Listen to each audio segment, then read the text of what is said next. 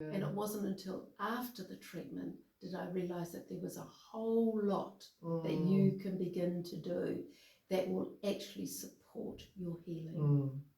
Totally. I'm on the road, it's my time, taking control of my life. I want to run the red lights, I've got to run this show. Welcome to the Recovery Project. Today I'm wearing pink because it is Breast Cancer Awareness Month. So I thought, we need a breast cancer amazing recovery story, and I thought about the people I knew, and I knew Shona was just the person to be here for us today. Shona had a wonderful relationship, the love of her life, and he unfortunately passed away 7 years ago. 2.5 years later, she had breast cancer. And she has gone through a remarkable journey, healing both physically, emotionally, spiritually. It's an every level healing, which is what it really needs to be for a long-lasting cancer result. So Shona is living a very empowered life now and helping many other people. So I'm very excited to share your amazing story with everyone. Thank you, Mel. Yes. Yeah. Well, it's been a journey, and 7 years on, we're in a whole different place. And I'd like to think we're creating some new life. New life and new beginnings. Absolutely. So tell us about the initial story really is losing your loved one. That's right. So I think it was actually the initial shock of waking up and the person that you adore has passed away beside you. In many respects, it was the right thing as far as he was home. And beside you. And beside me. I think in that initial first month, you're just in robotic mode. There's a lot to do. There's a lot to do. There's a huge funeral to organise. And I remember a person say, people say to you, now look after yourself, won't you? Look after yourself. And to me, previously, looking after myself meant having a haircut and buying a new outfit. That's what looking after myself meant. I didn't understand that looking after myself meant at a cellular level. And I didn't learn that until after the cancer journey. I noticed the other thing people often say is, oh, they're doing so well. They didn't cry at the funeral and they're all just seem to be, functioning really well. Is that doing so well when no emotions are getting expressed and they're like all smiles when there must be so much sadness that isn't being expressed? Yes, I think there's a lot of truth in that. And then you're faced with being at home on your own. And for me, it was the garage door no longer going up and missing that. And just missing the companionship that you had. And for me personally, I lost my confidence. And I lost it in social situations in particular. I'd go out socially and people were talking about stuff and I'm going, this is not important stuff. And so you lost your joy and I lost my joy and I think I hid away. For a wee while and just be in your own space, but actually feeling pretty lonely. So lonely. And so that was this first stage. The first stage, well, the robotic stage, then the lonely stage. Then the lonely stage and losing confidence. And then going for a routine mammogram. Right. And I got a call from somebody saying, we found something. And then you go in for a biopsy. And then from the biopsy, you have to then wait for the result. How long? It just takes probably about a week. It's a tough week. It's a tough week. It was stage 2, so it was certainly, there was a journey I had to go through. Began, first of all, interestingly enough, with chemo. Then I had radiation. Then I had a partial mastectomy. And then I had to go for infusions of Herceptin. And so that was the journey. So it took about 1.5 years. Wow. And what was that like, going through that journey? Well, your whole life revolves around the next appointment. And so consuming. Yes, it is. It consumes your life. I remember I I remember this time just before I started chemo, because I thought two things. One, I had a training business, so I was not wanting to lose my hair if I could. So I found out about a cooling cap that you could have. So I tried that, didn't quite work, but I understand it does work for some people. And of course, getting a bit older, I'd lost my eyebrows. And so my beautiful stepdaughter had found a place that I could get my eyebrows tattooed. So I went and had my eyebrows tattooed, but you have to do that before chemo. So yes, because they don't want you doing anything that you could get an infection while your immunity levels are really low. Yeah. I think the interesting thing is, though, they tell you when you begin, just before you start your chemo, all these terrible things that are going to happen to you. Yeah. And I mean, there's a list. There's this terrible list. And I remember coming out of that appointment just bawling my eyes out, thinking, how was I going to manage all these terrible things that they told me were going to happen to me, and run a business, and also manage my mum, and her care, and do it all without Steve beside and do it you. with all that without Steve. There was one moment that I thought, I do not know how I'm going to do this. And how do you think you did it? I think I went in extremely thinking, the worst thing has happened to me, and that was losing a partner.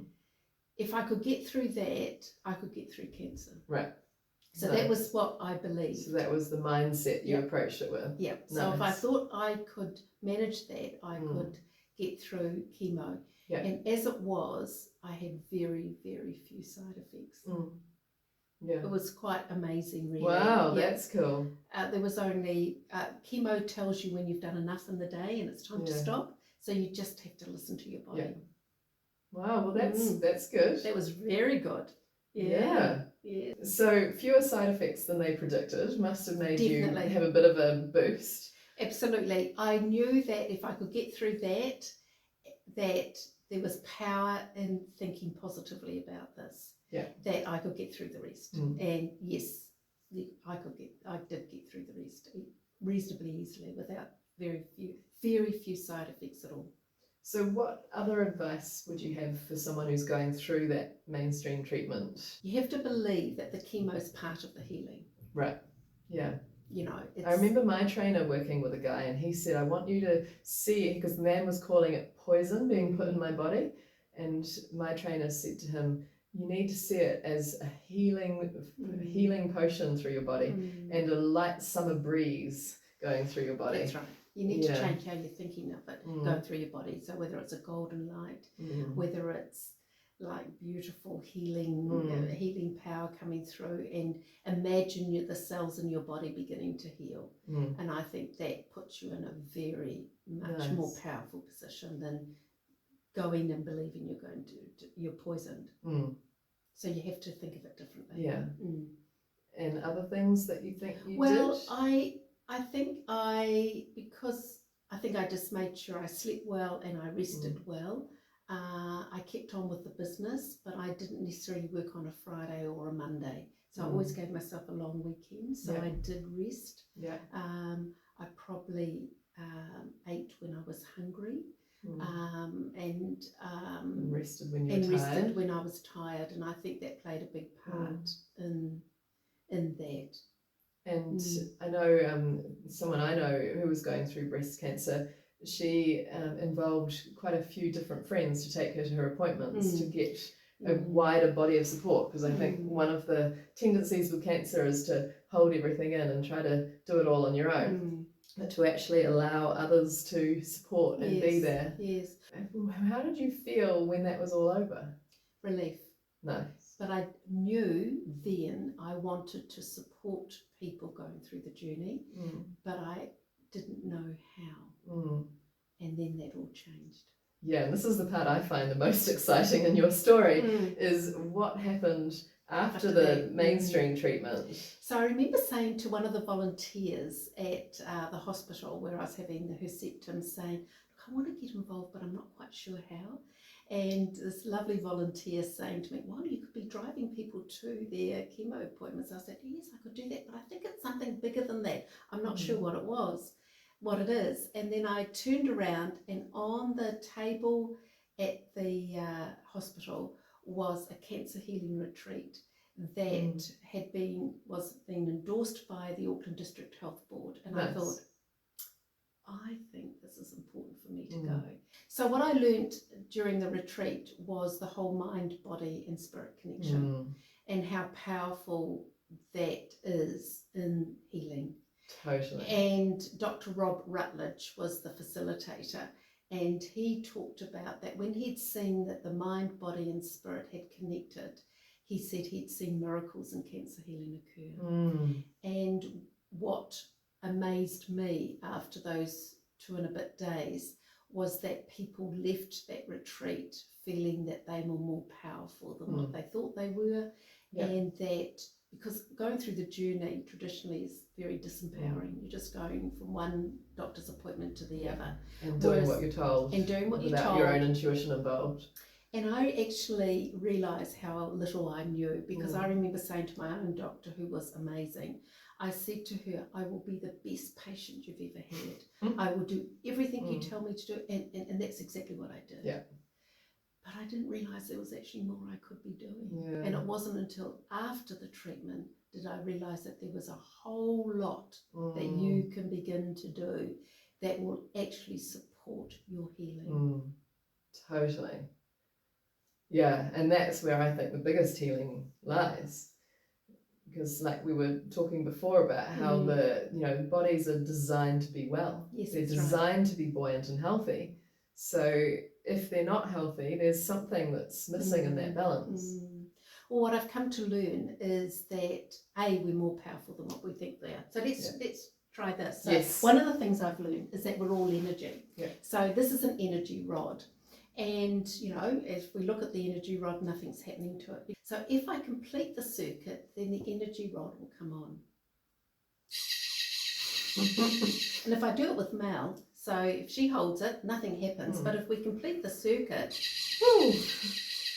Our hands high enough. yeah. So nothing going. There we go. So if we're all energy, then part of the healing is shifting old stuck energy. Totally. Yeah. So the body has an ability to heal itself. Yeah. And there is something that has happened, whether it be suppressed emotions, trauma. Our lives are held in the cells of our body. Yes. Oh, that's a wonderful line. I love it. So our job is to work out what it is that is trapped in our bodies that we now need to release in order for the body to have its own innate ability to heal itself. Absolutely agree. That's like the whole of day 2 of my program is where did this come from? What's trapped in your body? So I absolutely agree. Then when you were doing your mainstream healing part, had you even contemplated that emotions from your grief had contributed? No, none at all. Not at all. No, it didn't. It was like, oh, I never dreamed it. I've already been through enough. Why is this happening to me now? Yeah. And so it never occurred to me. I did have an inkling spiritually. I had done a little bit of work spiritually, but I met Steve and our life was wonderful, and I that kind of just went to one side. Yeah. When he passed, and when the cancer, I realised there was a much bigger picture here, and I needed to tap into this. Yeah. So did that realisation come during that weekend retreat? It began the journey. Yeah. It switched on the light of saying, we need more retreats. Yeah. And that people, when they're going through journey or any chronic disease journey, they need to know that you're more powerful, and that the healing actually begins from the inside first. Yeah. Totally. And it's about taking away those layers to work out what's happened in your life, and that's when true healing will begin. So what did you then do after this retreat that enabled these healing steps to happen? So then I started learning. So I've been on, and then of course we get COVID. So I mean, it's been 3 years of learning. So the first thing I did was I became a Reiki master. Yeah. And that was really good because Reiki is energy as well. And I found becoming a Reiki master was really good in understanding that, we can actually help people to balance their bodies.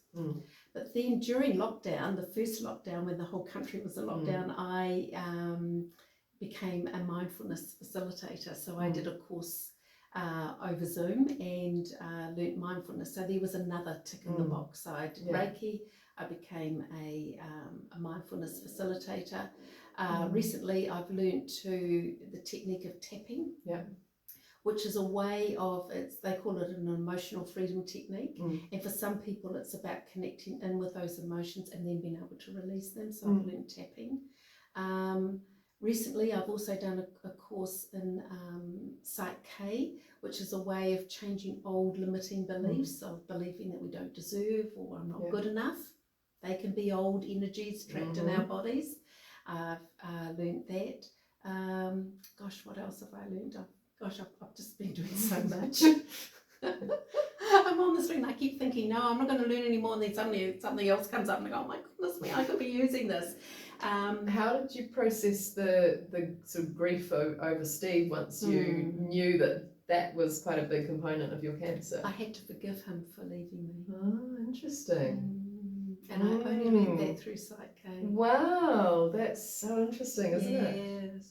When we have these emotions in our bodies, your body is just saying to you, it's time to heal this part. Yeah, totally. And breast so close to heart. Yeah, and heart absolutely. is all the love and the That's loss. right. That's right. Yeah. So, when your body is, if you have an emotion of some kind, just be curious and try and work out what's my body saying to me, because that's just saying, I just need healing in this area. And if we keep pushing it down, it's only going to come out in another way. Yeah, often a louder, more serious way. Until you start taking notice. Yeah, you start with some mild IBS or insomnia, and if you don't respond to that, that could be your bowel cancer. That's right. It's like your body will keep shouting louder until you resolve something. That's right. That's exactly right. So then I went on and sold my training business just prior to COVID and setting up a new business now. Nice. So tell us about your new business. So the business, Steve was Cook Island, so I wanted to honour him by giving it a Cook Island name. So it's called Kimi Ora, and Kimi Ora in Cook Island means new life, healing journey. Nice. So that's why I've given it this name, and we're all on a healing journey. Yeah, whether we know it or not. Healing can be through chronic disease, cancer, whatever's not working for us in life right now. It means that there's a little bit of healing that needs to be taking place. So yes, so I've set up the business. I have a beautiful healing space which we're in right now. Yeah, which is beautiful, isn't it? Yes. And I also go out and work with groups. So I actually went back to the place where I had my chemo and started teaching mindfulness there. So it felt really empowering to have been from days of going in there not knowing, apprehensive like everybody else, the visits to have the chemo, and then going back and teaching people who were also going through the journey. Suddenly you go, sometimes things happen to us in life to actually create that new life. Yeah, really good things like my illness, 11 years of chronic illness. That was horrible to go through, but led to me running Empower Therapies and helping thousands of people get well. That's right. Yeah. And I think it's what happens to you in life, it's about what do you choose to do with it. Yeah. So, taking yourself out of ever being the victim and actually saying, now I can empower myself through this. And what is this teaching me? Yes. That empowers me. And that puts you in a far stronger position. Yeah. So these people that you're helping now, they would be able to do the mainstream treatments and be adding in this emotional and level healing at the same time. And healing will be much better. They'll have much better. Less symptoms. They'll have less symptoms from the treatment. They will sleep better. Yeah. Um, And their body will start activating some healing if they're Absolutely. healing the issues. Yeah. So you're going to be running groups for people who are going through cancer specifically? Yeah, it can be cancer, but it can be other chronic diseases as well. It's just that it's showing itself in that way. Yeah. But the essence to it all is very much the same. Yeah. And it's how we talk to our bodies. And there's just things that you can do at home yourself that will not cost you any money, that will just take a little bit of time, but can make a profound difference in your body. Absolutely. So what are some of the things, I mean, obviously I would totally recommend anyone dealing with cancer come and do Shona's course, or do some one-to-ones with her, definitely do that. What could they do straight away just from home? So my suggestion is to first of all set up a sacred space. Nice. So when your body goes and sits in that space, your body knows it's time for healing. Nice. So I think, wherever there's a lovely, warm space that is important for you, set it up as your sacred space. The space is the space. There's all these pictures and your crystals over there. And anything that might bring your books, anything that might be a feather, could be something you've picked up from the beach that will symbolise the sacred space for you. Because it all means different things to different people. Might be a beautiful piece of driftwood, whatever it is, a beautiful shell. That's one of the things I'd recommend. Nice. One of the things I'd recommend is to really definitely start a mindfulness course of some kind. And you can do that yourself. It will cost you nothing. There are wonderful apps you can download on your phone, and you might start off with 2 or 3 minutes a day and then build yourself up so you're doing 10-15 minutes. So just so you learn to clear that monkey brain that can sometimes come up. But that put on that healing, that you're actually believing that your body can heal. I'd really recommend that you start the day with some really powerful affirmations for the day as well. At night time, I would recommend that you are listening to cellular healing affirmations and sounds as you're going off to sleep, because your subconscious does not switch off, and so it will feed into your subconscious some really powerful, and you can get that all off YouTube, and that is powerful. I mean, you are then switching your body on to heal. Nice. So that's none of that's going to cost you any money. That's fantastic. It's all on your phone. Absolutely. So now, I mean, you're now, way out from your cancer journey, and you're, empowered, vibrant, healthy. How do you feel looking back at that journey? I'd say it was a blessing. Nice. That's so cool. Yeah. That journey was a blessing. Yeah. I mean, I don't get caught up in small stuff anymore. Right. Nice. Life is more joyful. You find joy in small things. Nice. Every day is a blessing. I love that. You don't make excuses for not exercise, because exercise is also very important. So you don't make an excuse not to exercise. You just get out and do it. You know that this is part of your body healing. You tend to be gravitated towards lovely foods. You still have a glass of wine, and you still enjoy treats, but you are also nourishing your body as well. You just get on and live a healthy life. And when you look forward to the future now, how do you feel? I feel excited. Nice. But also be mindful of, don't allow day-to-day stuff, which is minor really, become big stuff. Don't let it get trapped in your body. And if anything, you forgive daily. Nice. Forgive daily. Then you don't then it's not trapped in your body. It's not trapped in your body. I can feel that in my chest. In fact, it was really interesting. There's some fabulous research being done by Dr. Kelly Turner, who has written 2 books, Radical Hope and Radical Remission. I've heard of them. And she has studied people that have been given a diagnosis of cancer, and they have either their cancer has disappeared completely or the tumour has stopped growing. And she went to interview hundreds of people to work out what they did. and she discovered that there were 10 things that they did Oh. that totally changed their prognosis. Wow. Would you like me to share with you those 10 Yes. things? Okay. Yes, So let's hear just- the 10. just take Though it. I would recommend you read the whole book too. Yeah, absolutely. The book is wonderful, but here are the 10 things. We'll because put it they're on all- the screen with the name of the book. Okay, so they're totally great. So first of all is radically change your diet. Right. So they talk about a plant-based diet. Okay, take control of your health. So you become the one in control, and put around you the right people around you that will be your health advocates. Yeah. Follow your intuition. So if you are told that this is what you need to do, you might just say, can I just have a day or two to think about that? So just take a moment to tune into yourself.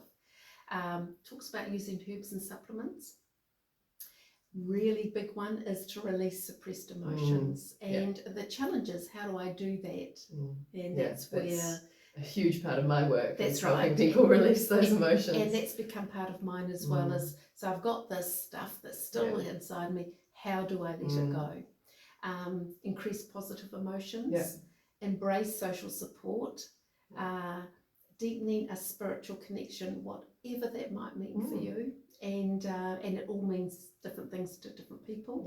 Having a strong reasons for living, and exercise. And they say the sweet spot for exercise is about 40 minutes. So any more than that, it's not going to make much more difference when it comes to certainly in the cancer journey. Now, none of that is hard.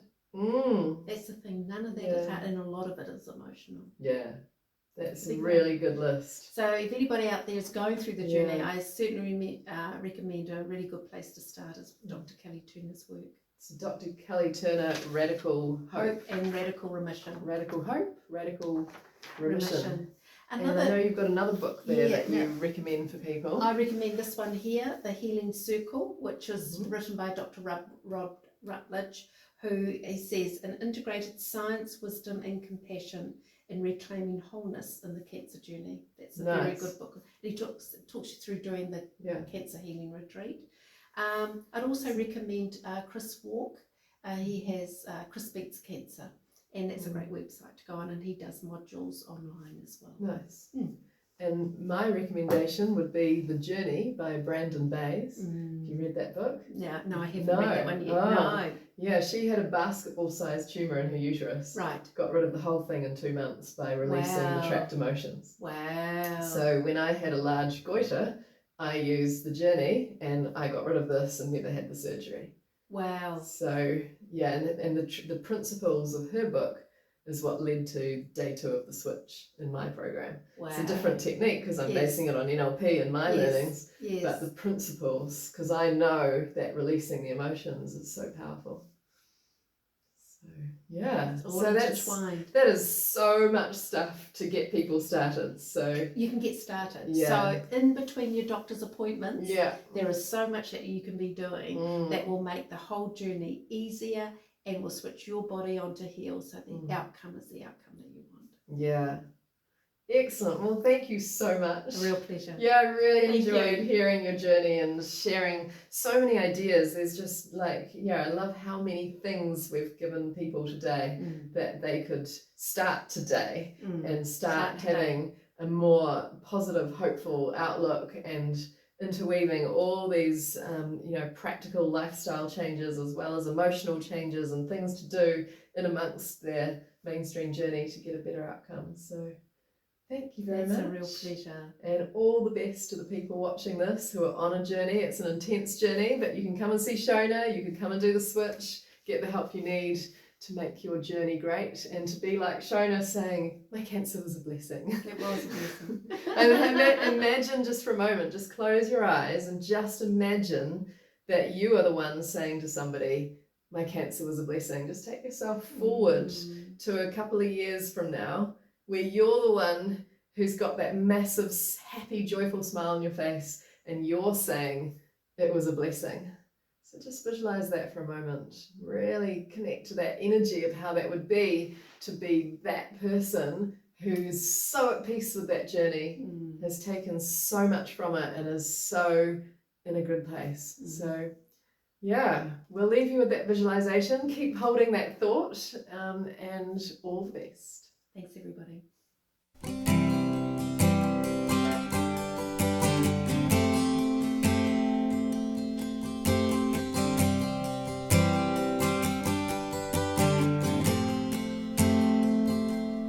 As I pass from dusk to dawn, I can see